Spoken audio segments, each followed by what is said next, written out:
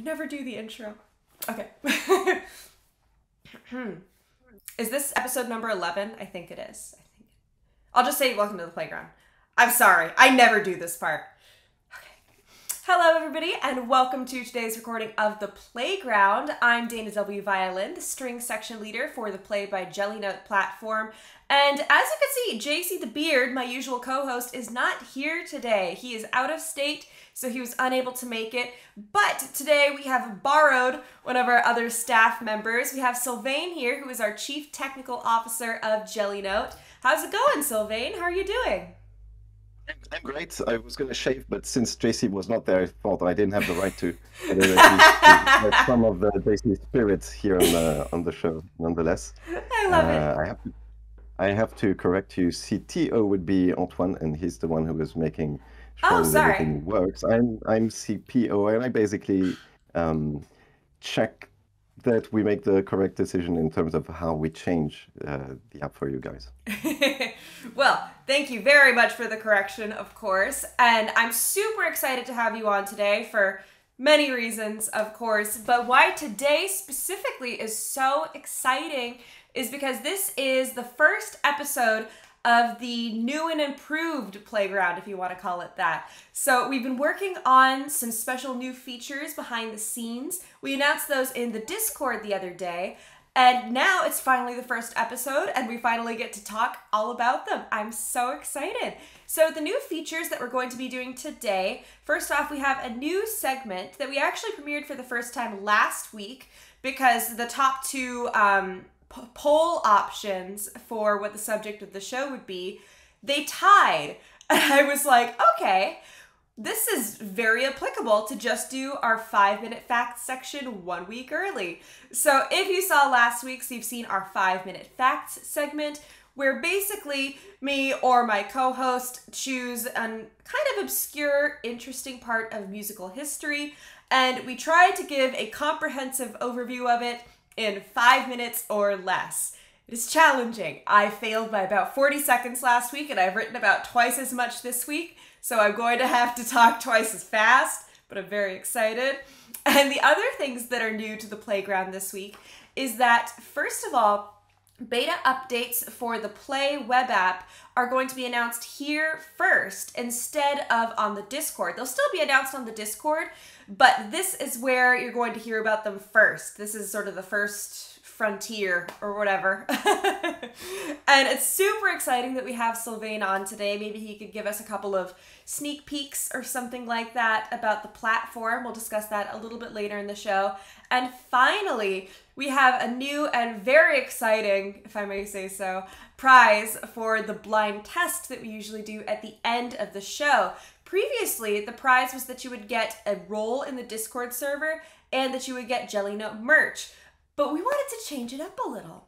So now that it's September, now that everyone's going back to school, and now that, Playground has some fresh updates because of that, the new prize for winning a blind test is going to be, you still get the Discord role, but you also get to request an arrangement of pretty much any piece of music that you like to go on the Play platform. And this is big because even though we are very, very big on audience participation and listening to what people want and what people have to say, there has never been a way for requests to go directly on the Play platform. They are practically always put on the song polls, which then the audience decides which they want to hear. So this is the first time that audience members will have a quick and easy way to get a song that they want up on the platform. And we're so excited about that.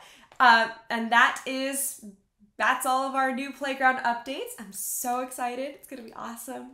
So thank you for being here. So you can tell I'm very excited about this. I'm not very good at keeping secrets.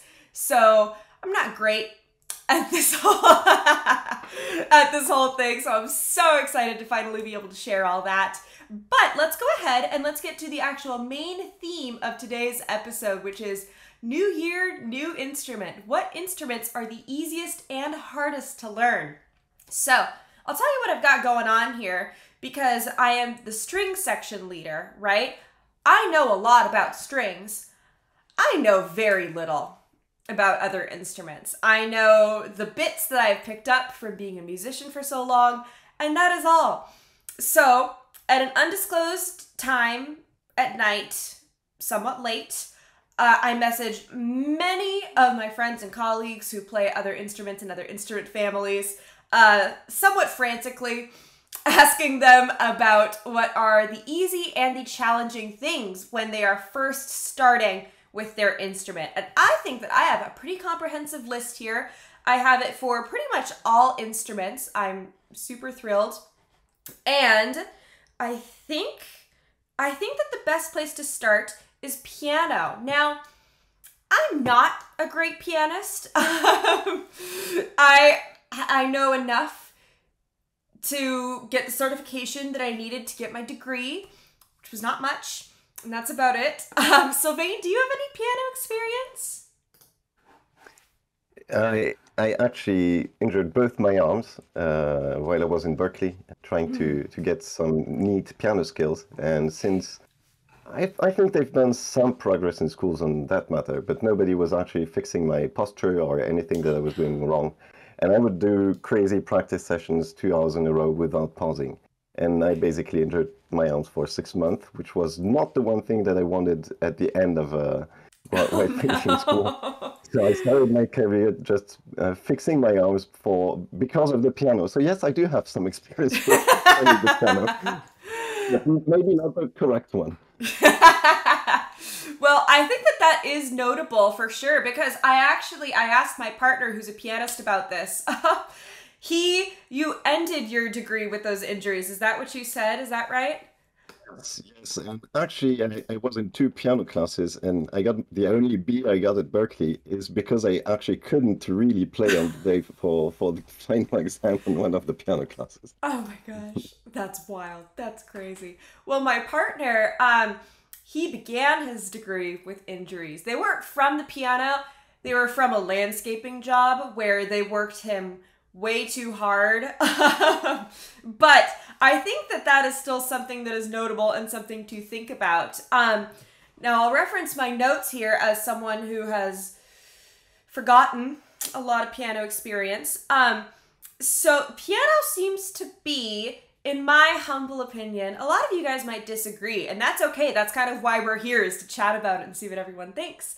The piano is probably the easiest instrument to start, in my opinion, because, you sit down and you press the key and you get the note. And I think that it's the simplest in that respect. However, I think that it becomes difficult very, very quickly, because piano is all about technique, right? It is, all instruments are to a degree, but I think the piano is in a very, very specific way. It also gets rapidly more complicated because you have to play at least 2 musical lines at once in both of your hands. So I think that it probably stretches kind of your musicality and your mental musical development quite a bit as you're starting. And I think that that's probably both a positive and a negative of piano.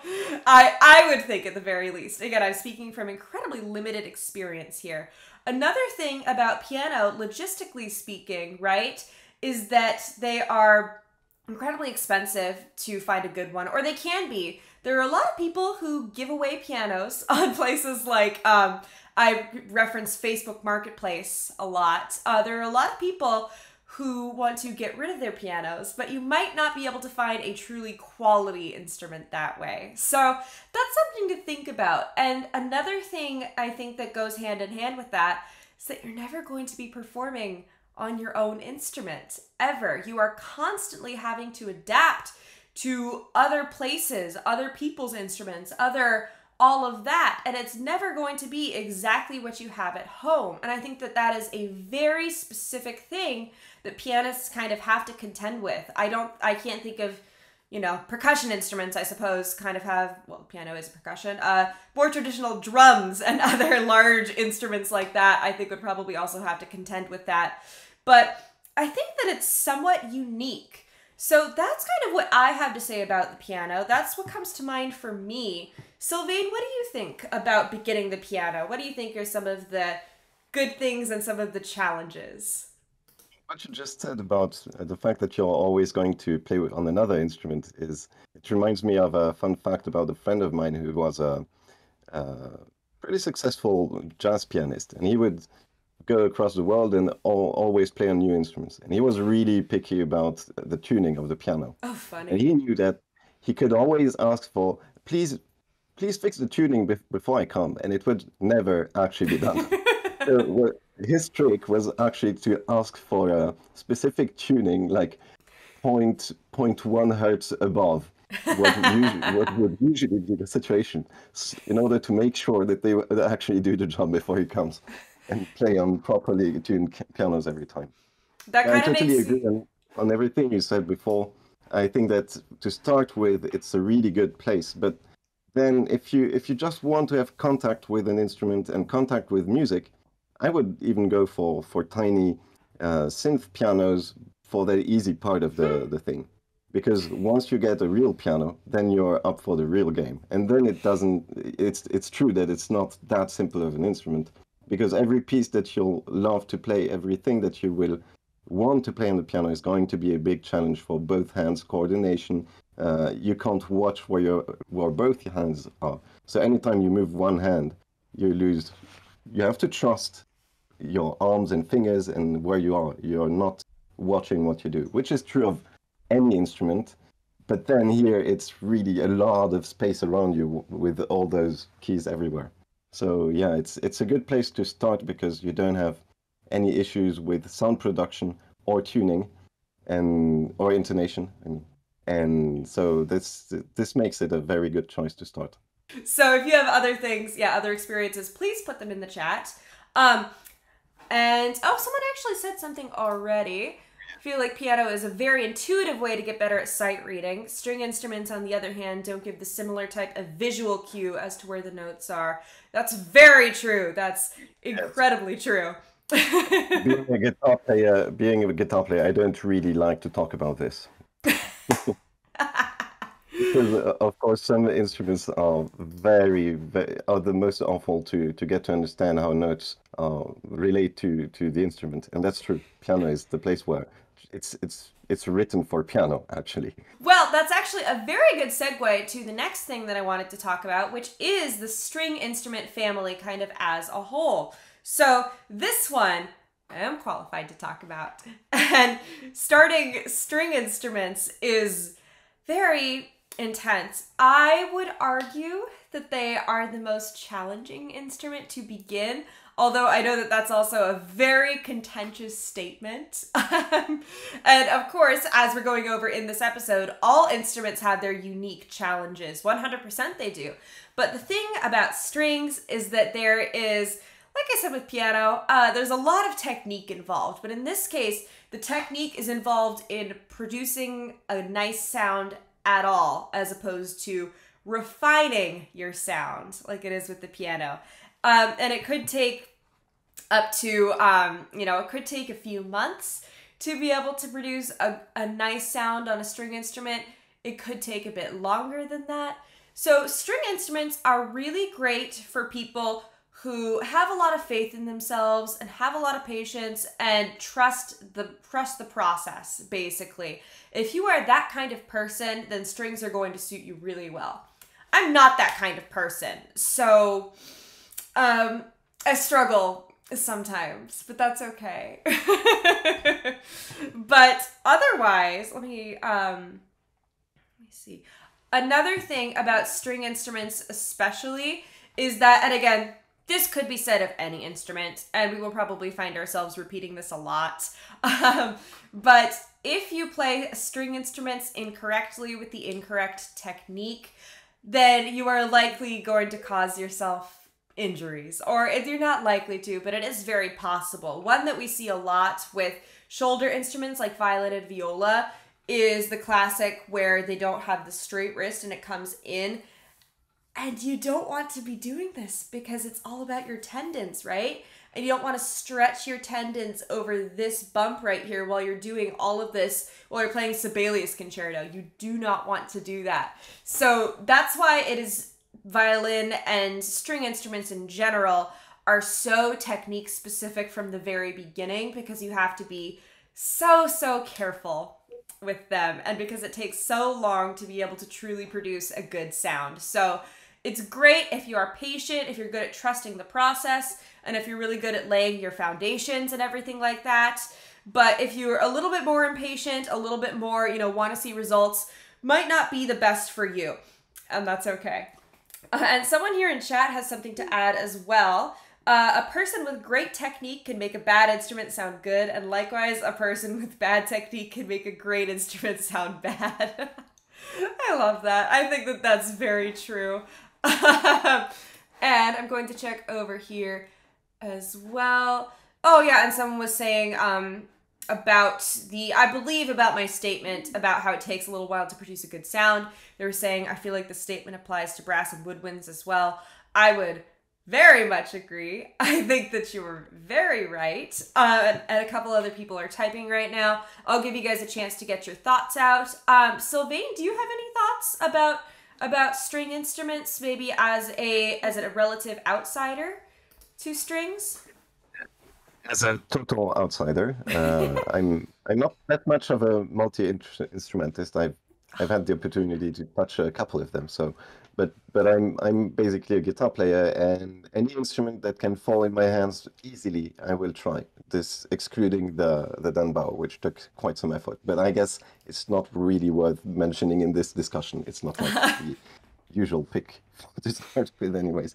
So the only thing that I had is if somebody handed me a trumpet, I would not be able to produce 3 different pitches within 10 minutes. And that's also true of the violin. I'm not able to produce correct 3 pitches on the violin. Using a double bass as a bass is something that is a little more natural. But clearly there is a big challenge with the violin, which is even just holding it. Trying to hold a violin is something really painful to start with. So if I think of flute or some other woodwinds, those are instruments where you can feel instantly that it's going to go well, because within 10 minutes you're able to produce something that makes you think, oh, I'm gonna succeed here. And yeah, definitely violin is not one of those, and cello isn't either, and viola isn't either. I just had a good feeling with the bass because I'm not using the bow. Fair enough. The bow is a challenge all of its own. Very well said. And we have a few more contributions in chat here. I think injuries are super common in stringed instruments because poor posture is super common. Yes, and repetitive practice in these poor postures happens. It is super easy to cause tendonitis. Yes, I think that the poor posture and everything like that is kind of the result of, maybe impatience or similar emotions at the very beginning, where you want to get right to playing the hard stuff and you don't want to take the time to truly lay your foundation. And I think that that's where a lot of injuries can happen. They also happen plenty of other ways. But yes, you have to, I think I agree with this person that you do have to be, very aware of your posture. And it also may be difficult, going back to the chat, it also may be difficult because there are so many different sizes to better fit the musician. Otherwise, you have to learn to stretch your fingers. That's true. And someone else says, I think I agree with that. I played a chamber trio. My cellist always complains about not being able to find a good place to put the neck of the cello. Yeah, I have a really hard time with cello. I've attempted it a couple times. The bow always hits my knees. It's not meant to be. I think I need to give it a fair shot. I need to attempt it some more sometime in the future. But, oh man, I have a very hard time with the cello. But I think that we're going to go ahead and move on. Of course, if you have anything to say about instruments we've previously covered, you could still drop those in chat. We're not going to exclude you. But now I want to move on to an instrument that, Sylvain, I know that you are significantly more familiar with, and despite having it in my background, I know basically nothing about it. Why don't you tell us about guitars?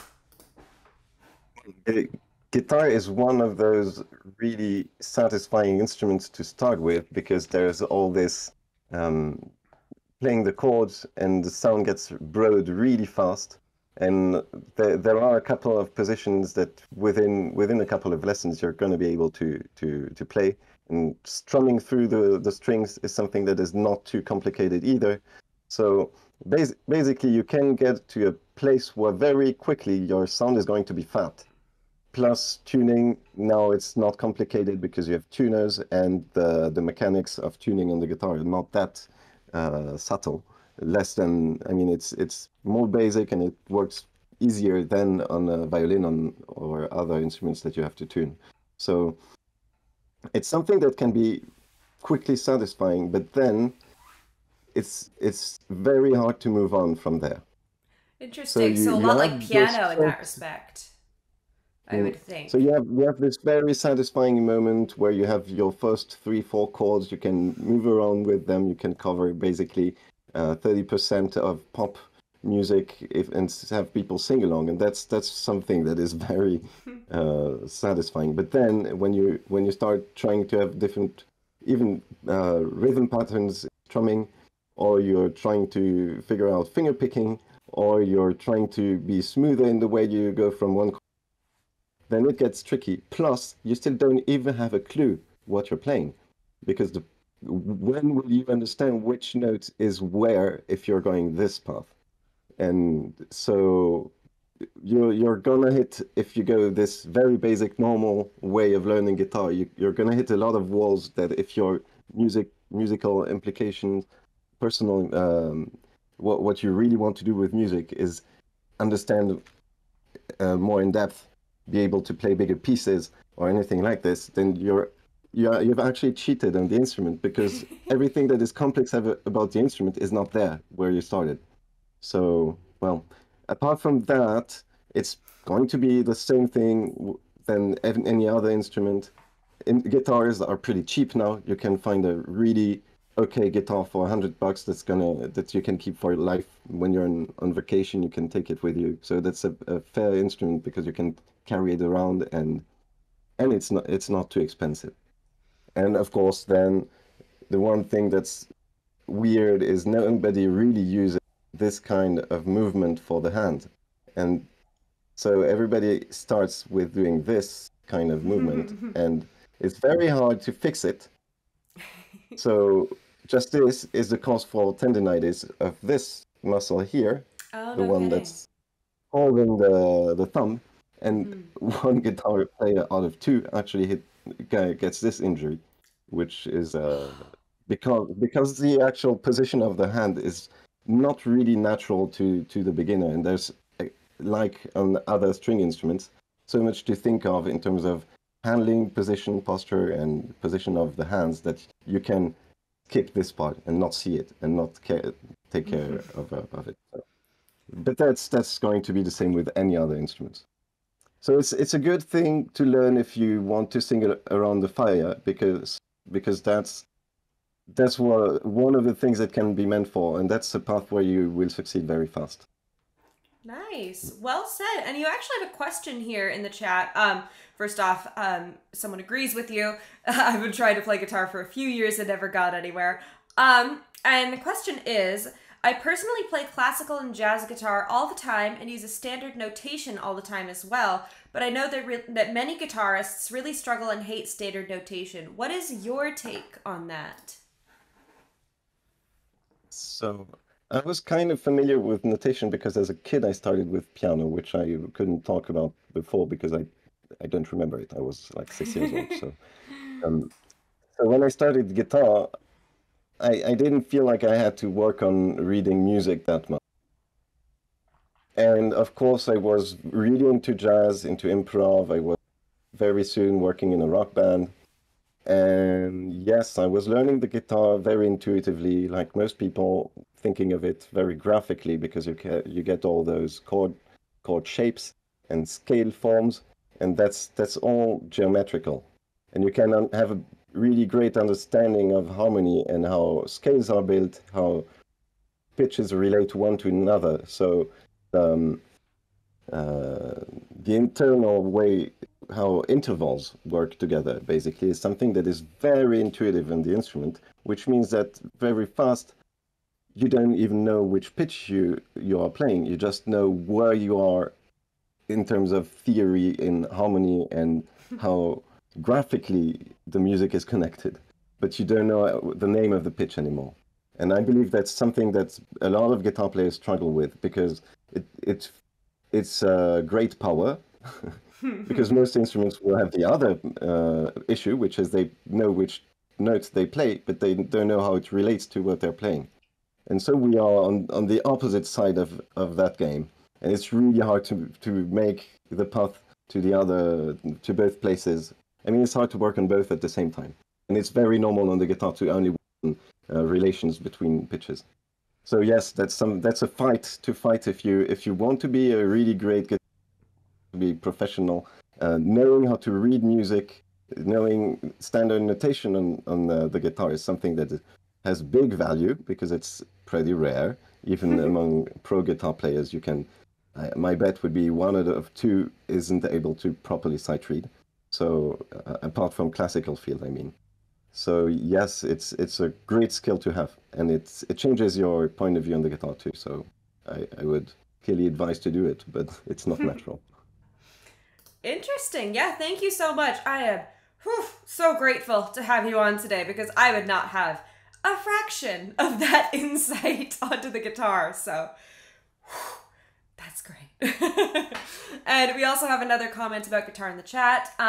Guitar seems to also force you to learn music theory to an extent. A good guitarist generally knows their way around chords and basic theory just from playing, which I think is kind of exactly what you were also saying, Sylvain. So I think that that's very applicable and everything like that. So awesome. I've learned many new things today. Now we're going to go ahead and move on to brass. Now, of course, JC is not here. I did solicit him at an undisclosed time last night for his advice. And so, oh, that's true. Aryukim is also here, and you also have brass knowledge. So, okay.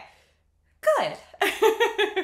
So this is, I'm kind of going to give a hybrid of one of my friends and colleagues' responses and JC's as well, because I think that they both go really well together.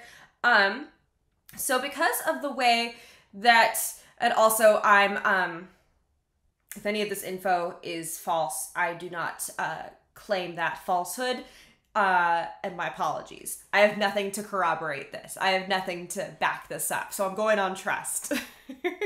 So, because of the way the harmonic series works with brass instruments, you don't have to learn a huge amount of fingerings or positions like you might with, say violin and I'm sure guitar and other ones. However, it is very difficult to make a sound at all once you begin. It feels incredibly unnatural to contort your face in all of the ways that it needs to. And you have to use, and this is a quote, so much more air than you would ever need in your entire life. The good thing is that band programs are incredibly accessible. They're around at almost every school, and instruments are generally cheap and easy to come by, although of course that depends wildly on the instrument and your local area. So that's a generalization, of course. Another thing about brass is that regarding going between different brass instruments, if you have a good proficiency on one of them, it is much easier to learn a second or third. I know this one is true. I have seen that happen, and I don't understand it. I think it's like witchcraft to me. And going from a valved instrument to trombone, it might be a little bit challenging because you're not used to slide positions. But going from a trombone to a valved instrument is extremely easy, and many trombone players will switch to baritone or euphonium for marching band and drum corps. And they're often better players on those instruments than people who started on them originally, which JC says always made him mad. But that is the extent of my brass instrument knowledge. And let's see, Aryukim or Floof, I still call you by the old Discord name, I'm sorry. If you're here, I know that you messaged in chat. If you want to actually unmute and tell us about your brass instrument experience, just to kind of supplement this, that would be greatly appreciated. If you're here right now. And yeah, someone, oh, here you are. So, I know you already mentioned things like the harmonic series and how it works is anyone who knows like basic instrument probably knows what a harmonic series is, especially if they're a brass or woodwind player. Um, and that is what allows a brass instrument to work, because that's what Interesting. lets us get away with only the 3 valves, is because, or sometimes 4 valves. And that's just because you can play several different notes with the same fingering, or in trombone's case, slide position. Um, Yes, I that's don't know. exactly why I couldn't play them, because you have one position and you try to get one pitch and you never get the one that you want. Yeah, it does take a while to. It's like it becomes muscle memory once you do it enough. The correct Mm. tension and the airflow, and even sometimes where to hold the instrument, because a lot of people don't realize it, but if you look at like professional players, they often change the position of the instrument relative to their face Mm. to get a better angle for different notes. For example, I've seen euphonium players when they want to play higher, they tilt the euphonium down, Oh. and it lets them get a different angle. And they do the opposite when they're going lower, because it lets them expose more of that bottom lip to let it flap around. Um, Mm-hmm. so it's in in all of like brass, it's the reason we can usually pick up multiple instruments is just because they all work just about the same. Ugh. The only real exception to Jealous. that would be trombone and French horn, because those are like the outliers. Trombone has the slide and sometimes a trigger, but then we get to the strange world of a French horn, and that's something that not many people want to step into. Um, so That's yeah, hilarious. yeah. If you want to basically compare a French horn to any other brass instrument, like a trumpet, playing Mm-hmm. the French horn in its normal range is like playing a trumpet in its highest range. That's how close the intervals in the No harmonic series kidding. are. Huh. So that's why if you ever listen to a beginning horn player, you'll usually hear them over undershoot a partial, and they'll play the wrong note like a lot, because they're so close and it requires a lot of precision. Or they play some sets. Oh, I think that your internet is still a little funky, Ariana. I'm so sorry. Well, So I have Well, a question about I French horn, actually. Ah, had to sorry. switch to Go my ahead. phone and use cellular data. oh, there we go. I'm sorry, Ariana. You're. I had to switch to my phone and use cellular data. Oh, I see. I gotcha. Yeah, Sylvain, why don't you go for it? Your French horn question. Yeah, because I never really wrote for brass, but since we're in play, I got the opportunity to touch a bit of this. I get always fixed by Juan, of course. Um, Mercifully. why is it that traditionally you never get a key signature when you're a French horn player? Why Because we we would never notate a signature word. I don't know. I don't really know what. I guess it's physical. well in the horn is pitched in the key of F. Or in some cases it's in B flat or some other weird key, but those are really rare. Mhm. But generally, your standard double horn is going to be an F, and then it has a fourth valve or a trigger that changes it to the key of B flat. And that um, the fact that it's written, the it's it's written to where it's an F, so it transposes. And when you look at key signatures, occasionally you'll get um, specific key signatures. I am not entirely sure what they are, but probably like if you were to write a piece of music in concert F, then the French horn would have no sharps or flats. It would just be in written C. So Mhm. you can get some cases like that where if you ever look at the horn's key signature relative to other instruments that are in B flat, it's gonna have one less sharp or flat than all the other ones. Sure, but what I meant is usually, even if it's a key signature where it would deserve a key signature in F. I believe that for French horn specifically, you wouldn't put it. You just put the alterations as they come along on the score, but you don't tell the French horn player what key he's playing in. He's got to figure it out by looking at all the flats and coming not along. entirely. I mean, I haven't seen that in many cases. We but, have someone here who Okay. actually knows the answer. Timza, do you want to go ahead and unmute if you have the answer to the question? Of course, that's the thing you are asking about is because traditionally the horn players, when there were no valves on French horn, actually French horn was the very last brass instruments to adopt any sort of a valve or a slide. Otherwise, it used to change the pitch by the way of only changing the embouchure, because of when you are doing those different harmonics. Those harmonics are very much closer to each other. Therefore, you have it is harder to hit them, but you have immediately access to much more notes without using a slide than on any other instruments.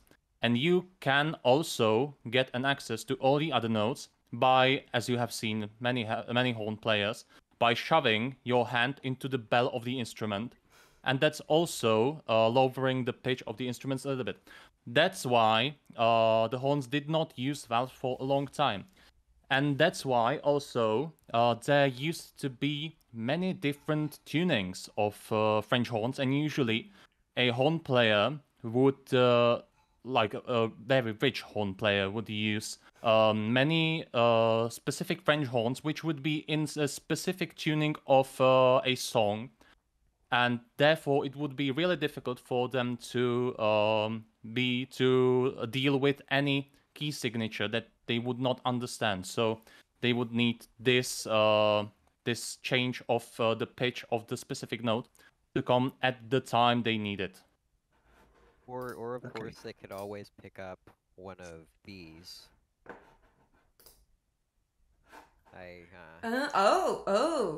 That looks unusual. Yeah. I don't know enough to know why it does, but it certainly does. So That's the thing. These are very many French horns in different tuning, shoved into one mishmash. Basically, Oh, no where there is the kidding. mouthpiece, you change That's the insane. host you insert it into, Uh-huh. and you get a different tuned F horn. It has no valves. No So kidding. it's I worth thought like double. like I 5 thought double French F horns. horns. I thought double F horns are meant to be in different key signatures. Huh. Looks No, like they are not. They usually, well, Oh, okay. I will shut up now. It's yours to take over. Sorry. No complaints here. It's no, this is fascinating. That's the weirdest contraption I've ever seen. I think that for now we should move on. Just because it's so unfortunate because we're so, all of us love all of these instruments so much and we have so much to say about them because we love them. But unfortunately, we do have to move on. I wish that we could give all of these instruments, it's like JC and I always say, we could go on for hours, right? The two of us, all of us. Yeah, go for it. I apologize for the wonky internet problems, but It's okay. yeah. I always wanted to learn either a new woodwind instrument or string instrument or possibly a brass instrument. Well, we have another fantastic segue because next we're going to be talking about woodwinds. And I forget this a lot, but my partner is a weirdly great clarinetist because he hasn't played in a million years, but he's like, I don't know very much, so I think that he's a clarinet prodigy because I know nothing about woodwinds. I'm sure he would disagree, but this is what he had to say about woodwinds in general in regards to this discussion. He thinks that they're somewhat easy to start because there are somewhat set fingerings for each note. And once again, there are many affordable entry-level instruments. And once again, almost every school has a program that is centered around wind or brass instruments. But in his opinion, the difficult thing with winds compared to other instruments, well, I guess that's kind of been we've kind of been talking about this with a lot of instruments actually, is that it does get very difficult to master the more advanced nuances. However, I think that we have different reasoning for each instrument family as to why it is difficult to master those nuances and what about it. And for woodwinds, in his opinion, it's because the movements of your embouchure, your mouth, your tongue, all of that have to be so incredibly small and so incredibly minute that is what is challenging about wind instruments. And also, if you play a reed or a double reed instrument, clarinet, oboe, bassoon, you have to deal with reeds, which, and this is my own embellishment from what I have heard, which seems to be challenging, annoying, and expensive. But that is what he had to say about woodwind instruments. Or wind instrument, I don't know. Sylvain, do you have anything to share about your opinions on wind instruments?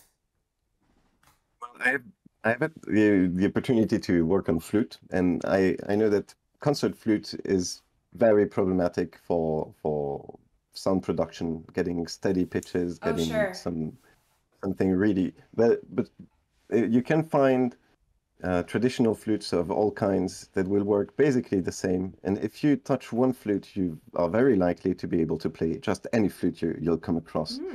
And the fingerings are going to be similar too, and the way that they work. And there is a very rich palette of different flutes around the world. And so that's one thing that I found fascinating about them. And if you pick a pretty easy one to start with, I find that sound production is not always as tricky as with the concert flute. So, but about the reed instruments, sadly, it's one thing about them.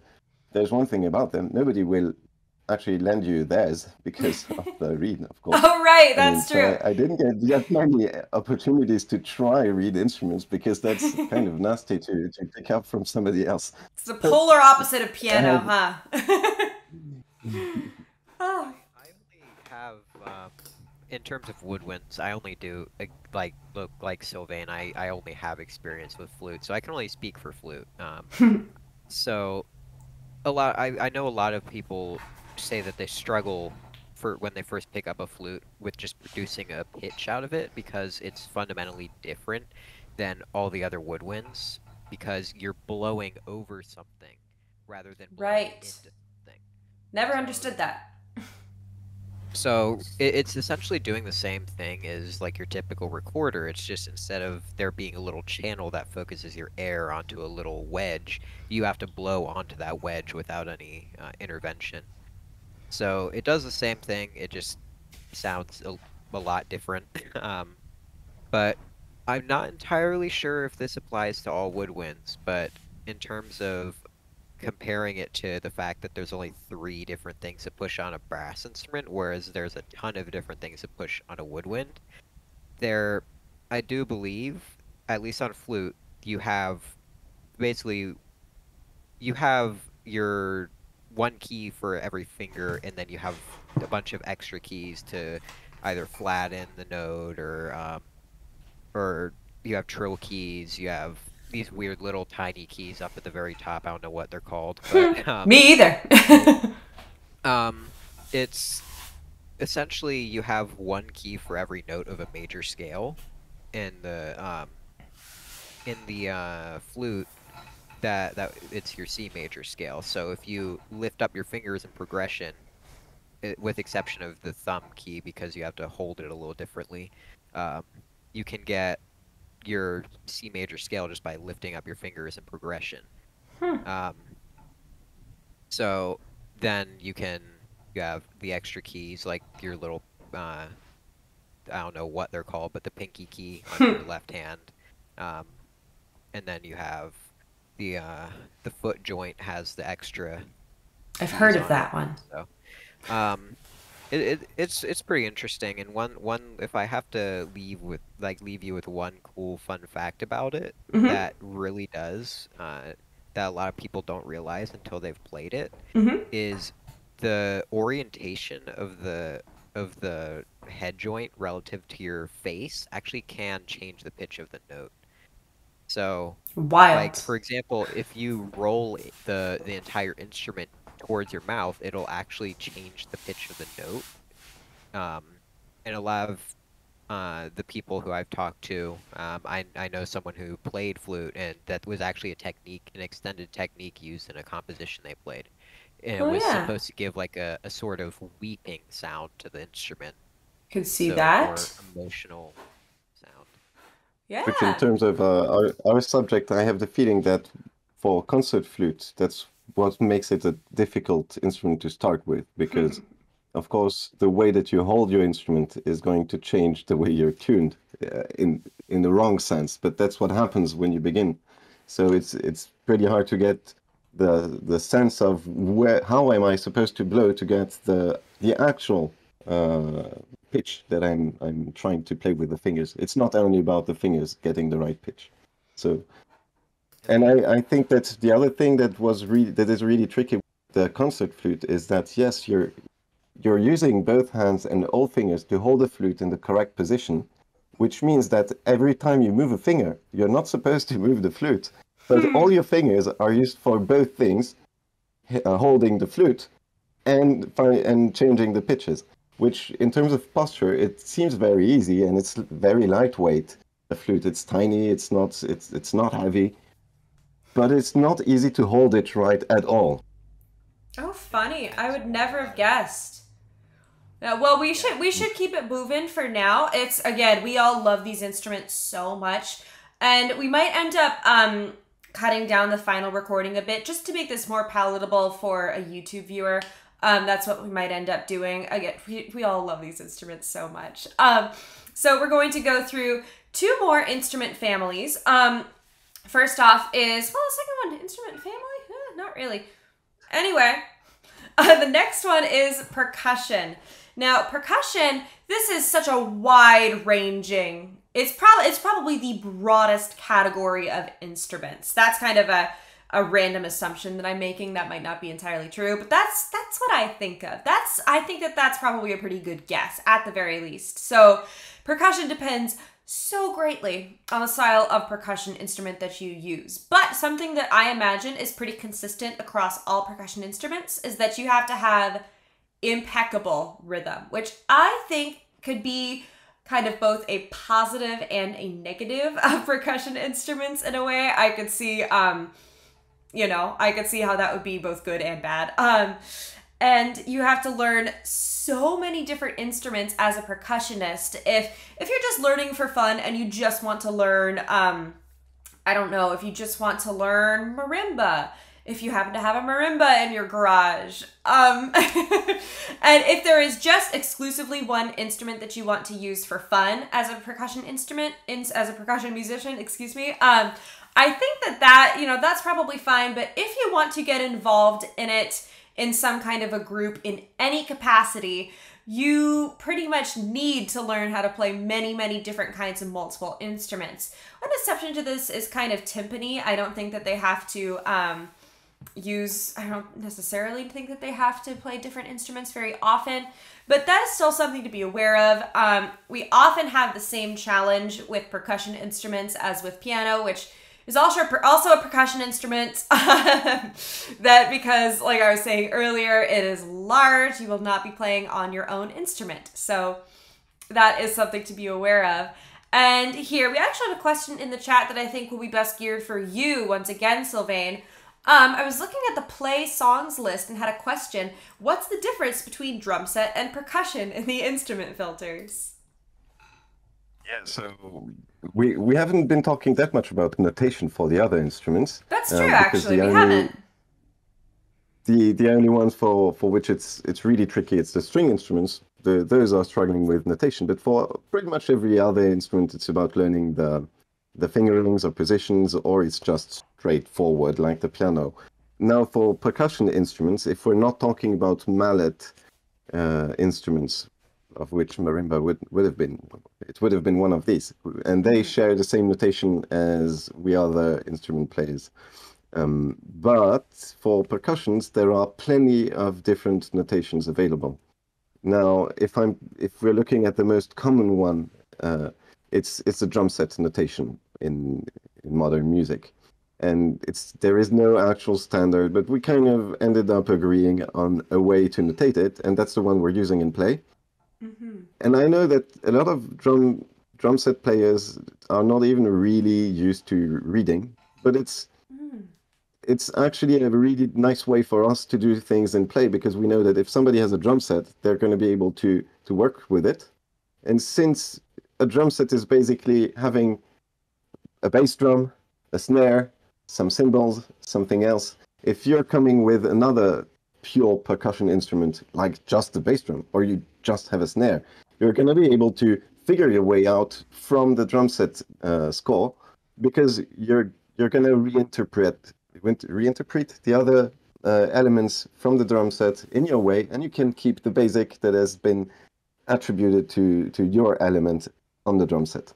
So there is one difference usually in play when we talk about drum set and percussion. Drum set, we try at least to have complete drum set notation for songs when you find it signified as, displayed as being drum set. Anything that is other percussions, we might even notate it on single line, which is, for example, very standard for triangle, very standard for others, or two lines like for congas, or any other notation that is specific to one percussion element. But most of the times it's going to be relations between places in pitch and type of sound, in terms of, is it a hit? Is it something that's ringing? Is it something that's crashing? And that's always recognizable by the symbol that it will have on the score.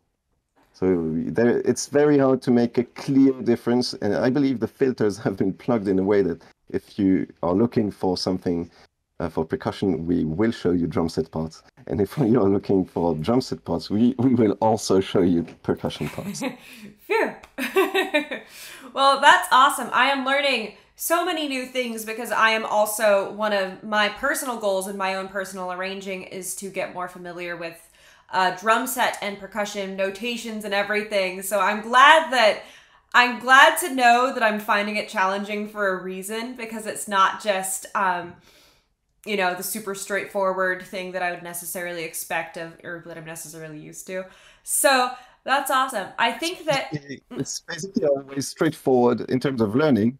It's really straightforward for the person who's playing the instrument, because every notation that's made for one specific percussion instrument is actually reflecting the way that this specific percussion instrument is organized.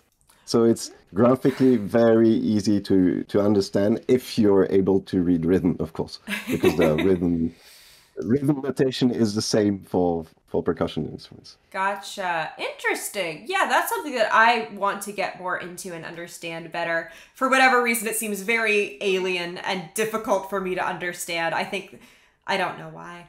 But we're going to go ahead and we're going to move on to our last instrument section. Again, I think it's unusual to call this one a section or an instrument family or whatever, because we're going to be talking about the voice. Now, of course, this one is incredibly simple to pick up in the way that it's your voice. You're using it so frequently, and chances are you have sung something in your existence. So it's not something that feels particularly foreign or unusual to get started with. But what's interesting and incredibly unusual about the voice is that it's not, it's internal. It's not external. You can't see your fingers move and blah, blah, blah.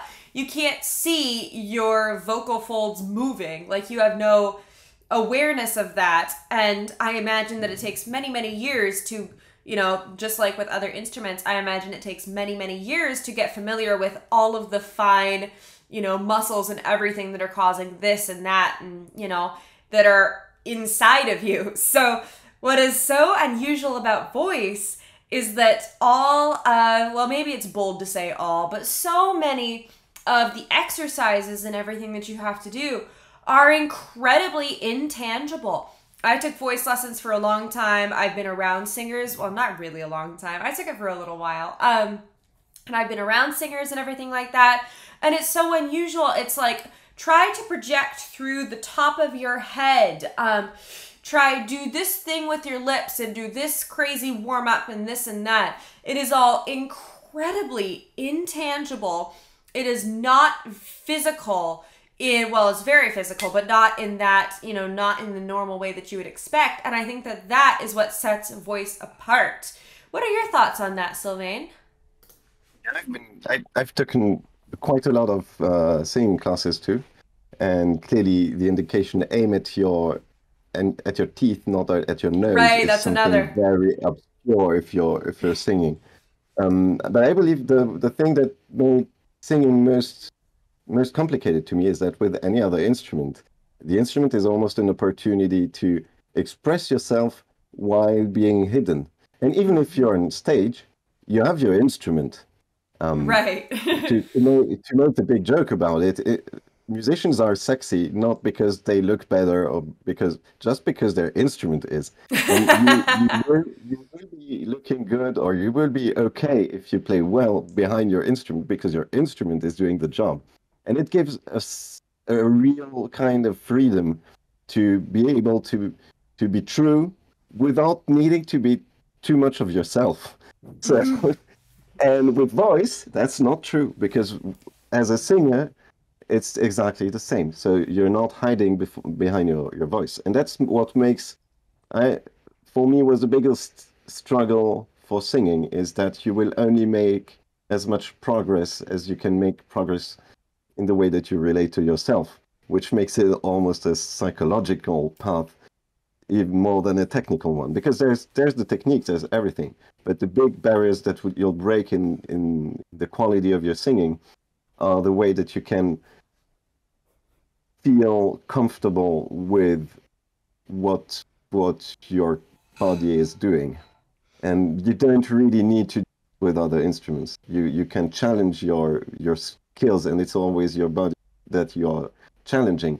But with the voice, it's almost who you are that's challenged as well, if you want to feel good with the tone and the intonation and the timbre and everything. So I think the most difficult part about singing is it's more about who you are than any other instrument. I am very glad that you said that. That's something that I think both of us experienced in voice lessons, and that's something that I have heard from many, many other singers. And it's also in lessons or in, places where they might get criticized for their music.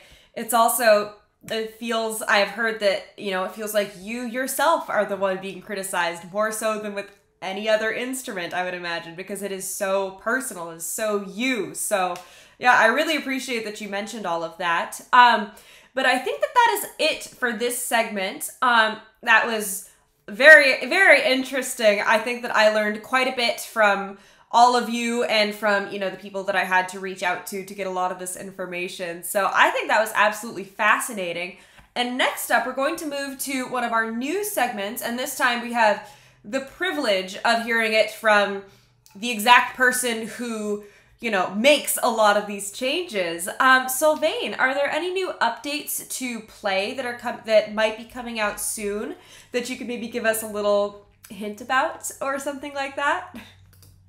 The biggest ones, we're betting on a release that's going to be actually 1 week from now. But if we are lucky enough, you'll get a sneak peek a little before that.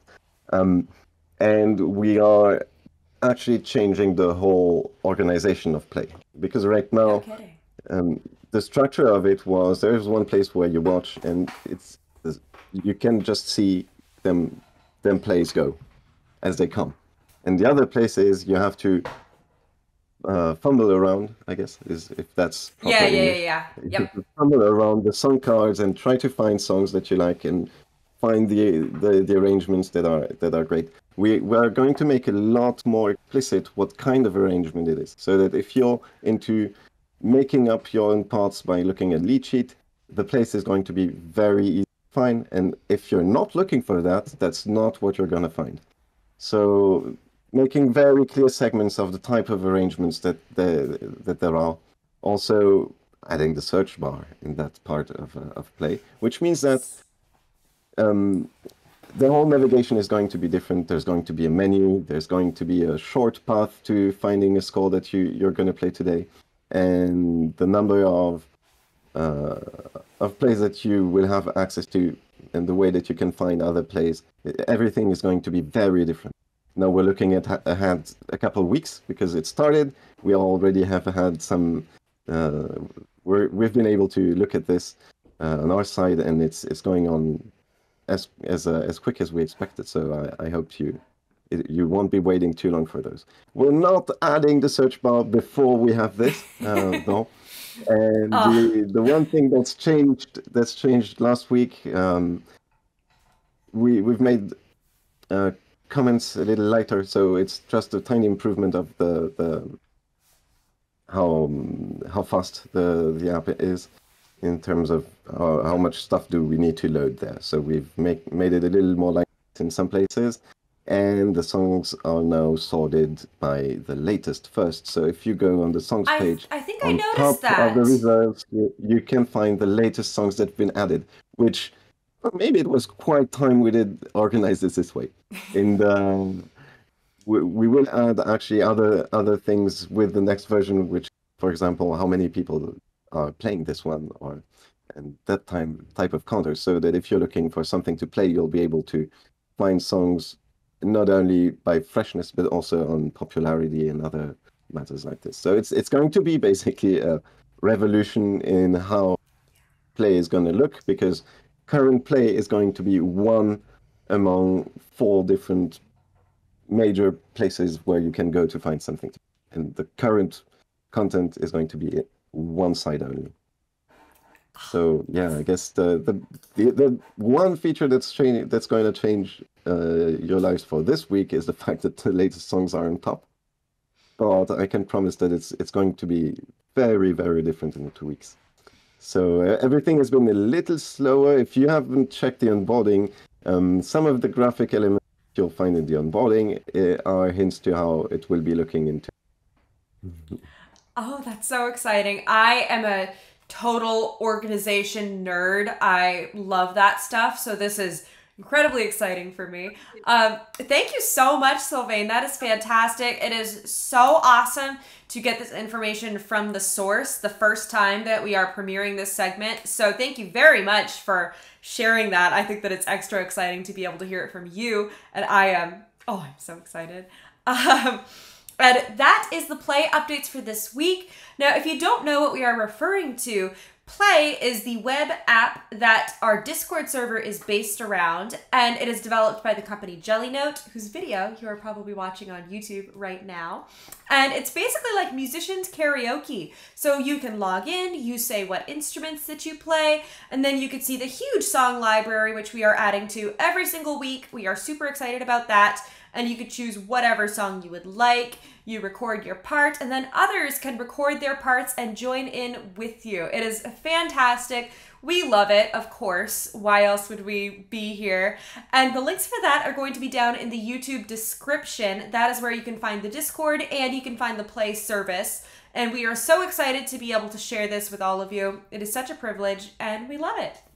Now we're going to go ahead, and I'm going to take a few deep breaths. And we're going to move on to our next segment, which is the 5-minute fact segment. This one is a heavy hitter today. Today, I am going to be attempting to talk to you about the life of Dmitry Shostakovich in 5 minutes or less. And the reason this came up on our Discord server, this came up in conversation, and I was like, oh, this would be a fantastic 5-minute fact segment. And then I went to do the segment and to write it all up. And it did take me hours, because Shostakovich is one of the most nuanced and complex composers ever in the history of Western classical music, I would argue. So let's go ahead. I'm going to get my timer started. I'm going to hope that I enunciate well, and we're going to see how this works, all right? So, let's see. Nervous. All right, 3, 2, 1, Dmitry Shostakovich lived from 1906 to 1975, and he lived through incredibly tragic and extraordinary circumstances. He was a prominent composer throughout his whole life, but had the complete and utter misfortune to live during Stalinism. Biggest understatement of the century, but words can only do so much. He lived in incredible fear of being denounced for formalism, which would mean imprisonment and death. Shostakovich was never an ally of Stalin and was instead an extreme enemy of the state because of the messages and emotions that his art was able to invoke. Shostakovich was an active composer at the same time as Rachmaninoff, for example, who was writing music that sounded very, very traditionally classical. On the surface, Shostakovich's music sounds somewhat old, but incredibly different to Rachmaninoff's because Shostakovich did not want to write in that way. He wanted to write music that was much more experimental and unusual, such as his contemporary Stravinsky over in France, but he would have been executed if he pushed the boundaries of music in the ways that he truly wanted to. And so instead, Shostakovich was remarkably innovative because of how he hid the true meanings of his music. Shostakovich began playing piano with his mother when he was 9 years old, and he showed great promise, and at age 13, he was admitted to the Petrograd Conservatory and remained there for 10 years. He wrote his first symphony as a graduation piece. After graduating, Shostakovich, of course, began his professional career, initially attempting to be both a composer and a pianist. His playing, this is hilarious, was said to be incredibly dry, defined, profound, anti-sentimental, and a host of other words. It's incredible. All of which seem to be very in character with his, again, very dry personality. However, around the time of some major competitions, his appendix ruptured, and because he was never quite as gifted as some of the other Russian pianists of the day, he decided to turn fully to composing.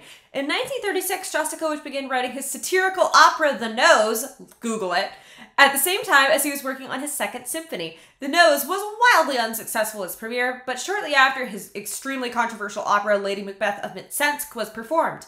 Lady Macbeth of Mtsensk was initially a smash hit, with people saying it was the result of the general success of socialist construction, of the correct policy of the party, and an opera that could have been written only by a Soviet composer brought up in the best tradition of Soviet culture. However, reviews changed completely after Stalin came to see the opera, and very shortly after his attendance, a shockingly scathing review appeared in the newspaper Pravda with the iconic title, Muddle Instead of Music. The article claimed that the opera was a deliberately dissonant, muddled stream of sounds that quacks, hoots, pants, and gasps. Now, they weren't entirely incorrect in this assessment because there are some incredibly descriptive trombone glissandos. The article was incredibly inflammatory, and composers were forced to either side with or against Shostakovich and declare their allegiances. That year, in 1936, was the start of the Great Terror, when many of Shostakovich's friends and relatives were imprisoned and killed. Shostakovich was forced to live in constant fear of what his actions could do not only to himself but his loved ones, and the most minute misstep on his part would surely mean death. In 1937, he returned to the public eye with his glorious Fifth Symphony. This symphony was remarkable because it gave off two different messages. To the Russian officials, it was patriotic music and exactly what they wanted to hear, but to the public, it was about their struggle, and Shostakovich asserting that he was one of them. He was a composer for the people. And something incredibly unique about this symphony, the tempo of the fourth movement was so controversial. The piece is a march and meant to sound normal and patriotic when conducted at a typical march tempo, but it's actually meant to be conducted incredibly comically slow to mock the Red Army.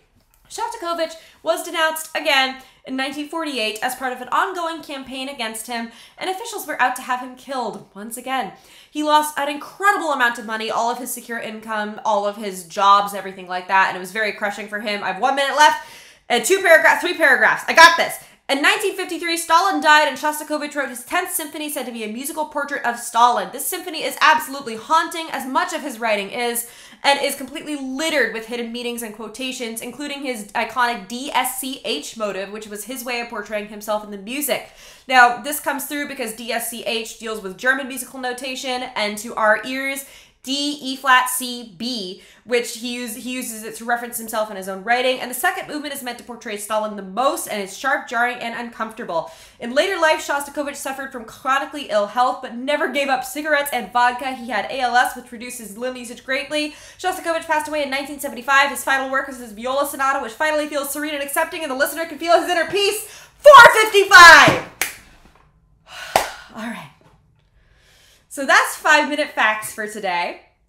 I need a minute. You know the DSCH thing? Go. When I was in my high school orchestra, we played the Shostakovich String Quartet No. 8, Yeah, also known same. as the Chamber Symphony. And that's the other one where it's quoted constantly. That was... I don't know any other Shostakovich pieces with the DSCH initials. Yeah, it's pretty much... String Quartet or Chamber Symphony is the only one I know. Yeah, and that is half of them. It is that one and Symphony No. 10, and those are the DSCH pieces. That is where he uses them the most. So I didn't know Symphony No. 10 had initials like that. yeah, and there's another hidden one that he uses, the Elmira motive, that I didn't... Elmira? Yes. That I didn't reference in this one, that there's a million things that I can never fit into these because I adore all of these composers and these facts so much. So I beg of you, let this be kind of an opening to your own, fun Googling of all of these composers and facts and everything like that. Let this be your gateway to more of it. This is a 5-minute overview of someone's life. I can never fit in all of the amazing details. So that was 5-minute facts for the day. I think that Sylvain is going to be running the blind test today. So we'll go ahead and look at his screen in a moment here. We have a rule about if you're actually in the play that's in the blind test, you still get your chance to play. Because of course you'd know the answer a little easier. Yeah, no, On the other hand, we're pretty chill with that. It's if you're in the play, people don't always remember exactly the name of it either, so it does end up being fair game. Although I will warn you guys, we have among us a player who did above 20 different songs this week, so I guess if he's in one of the that's true. Not going to make it easier to guess. We'll see how it shakes out, and I will warn you guys that I think that Ariana has won this twice in a row. So get your game face on, get ready. We have to challenge the current winner. We have to see how it'll all shake out. Wait a minute. Yeah, take your time. Supposed to have it ready, but that's okay. Take your time. apparently. Where's the live stream? He's working on it. He's gonna pull it up in a sec. Where is the live stream? Here it is. Here it comes. Perfect. Let's go. Thank you so much. Please shout out loud if there is no sound. Sure, we'll let you know. Right now, there is no sound, of course, because I'm only going to start this once everybody. Hungarian dance. Ah! We'll listen to it. I didn't even know it. That's because it hasn't started yet. Here. It didn't even start. You have to say it really fast once we... We'll listen to it anyways. Excuse me. No problem. No, you're fine. Let's go. Is everybody ready? Yeah, go for it. 2, 1, go. Hungarian dance. Yes. There it is. And we have audio, so we listen through the whole thing.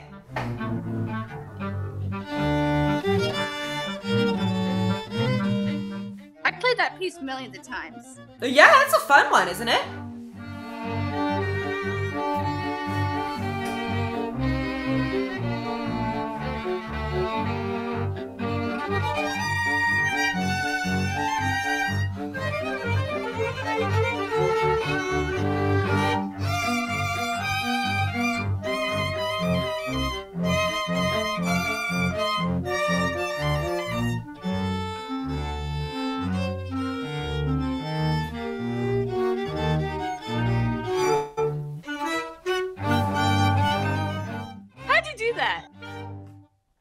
Which part?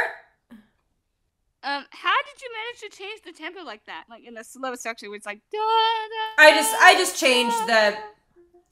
Originally, what I would have liked to do is have a nice fermata over the last note and everything, but no, instead I just inserted like a big metronome change at both that and the end of the slow section. I would have liked to handle it a little bit differently, but there's only so many things that you can do. So that was Hungarian Dance number 5 by Brahms, and the people that we see here playing it are myself, and we also have at J.A. Perez Composer, that's Juan, at Daniel 89, and at Timza 8, who has done possibly a record amount of plays this week. So, Ariana, I think you have some stiff competition. Now, we'll say no guessing until the play has been started. I think that's maybe what we'll say. And Sylvain, do you want to go ahead and take us to the next one? Let's move on.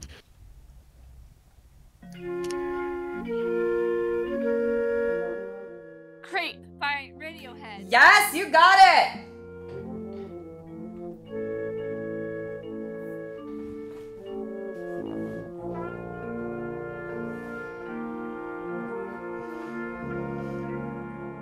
I hear a vibraphone, but I don't see one. I think it's the piano. Yep.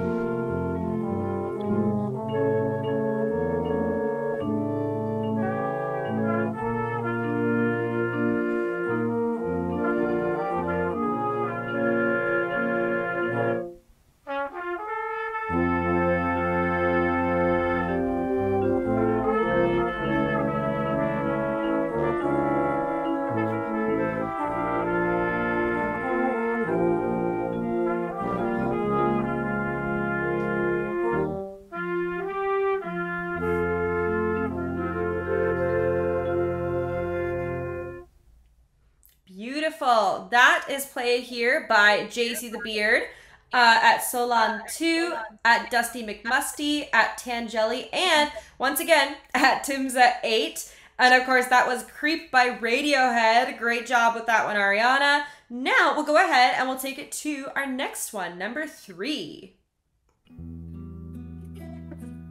Metallica, Nothing Else Matters. Ah, you got it! Do both of us get that one? What was it? Ariaki, was that you? We both said it at the same time. Okay, sure, I'll give it to you. Artist, and I said the name, and then he said. Gotcha, I'll give it to you. I think that was Jacob. Oh yeah, no, I gave points to both. Don't worry. So I'm still in the lead. That's fine with me.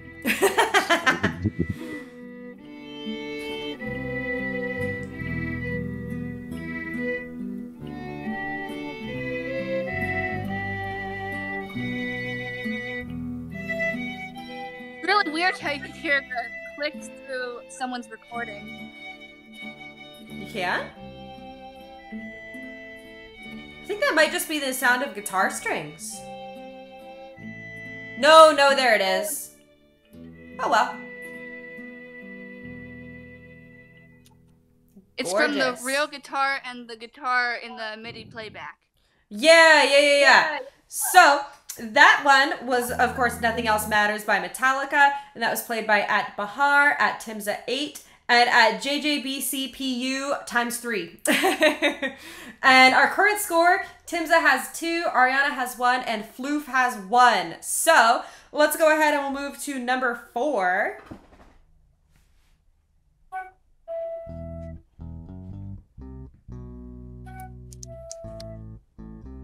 Feel That's a Good tough one. Inc. Yes. All right, Ariana, you got Oh. it. What did you meant- say? Timza, which one did you say? I have said nothing this time. Oh, okay, I just made it up. I meant to say incorporated. Oh, no, I think that counts.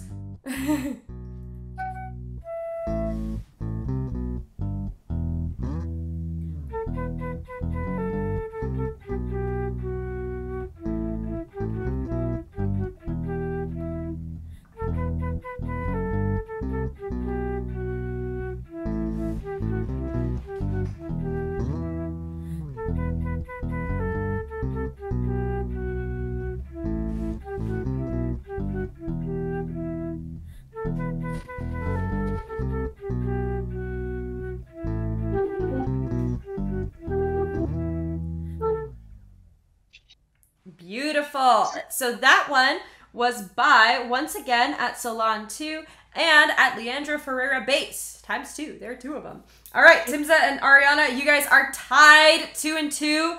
So let's see. We'll see who gets this next one. Why don't you go for it, Sylvain? Yes.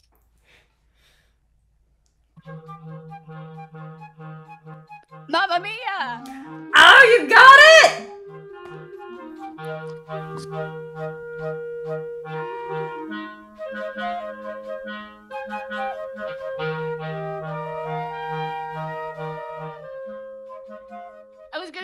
first we didn't have the melody. I know.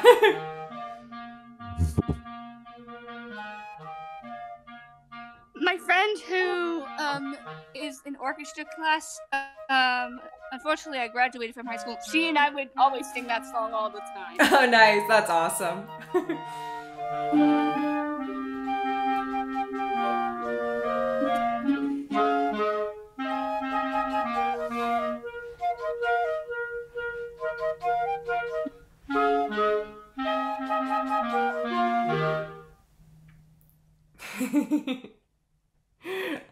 Awesome. So that was, once again, Solon 2 and at J.A. Perez Composer.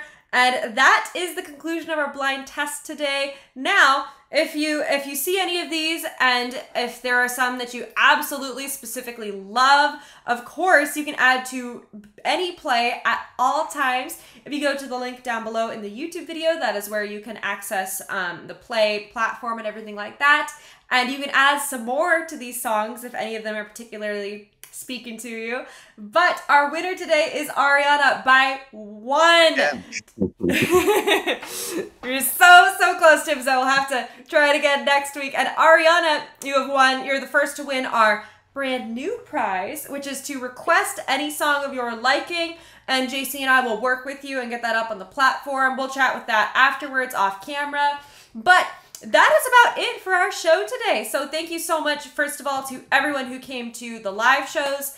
Your guys' support is fantastic. It is the reason why we do these shows and the reason why we are able to. So it is so wonderful to see both familiar and new faces in these live streams. And thank you so much if you are listening back on YouTube. It is, once again, your support is also fantastic. You know where the links are to join in on all of this awesome stuff. And that is sort of the first show of our new, I don't know, I kind of think of it in my head as a facelift of the new facelifted, freshened up playgrounds this September. As you guys know, we do these every single week, so we're always doing them, and we're always running episode polls on the Discord for what topics. If you have any topic suggestions, you could always feel free to message those to us or anything like that. We love hearing what the audience thinks and has to say about everything. And I think that's about it. Thank you so much. Huge thank you to Sylvain for filling in today. It was a pleasure to have you here. It was wonderful. And I think that is about it. So thank you so much for listening, and we'll see you next time. Take care.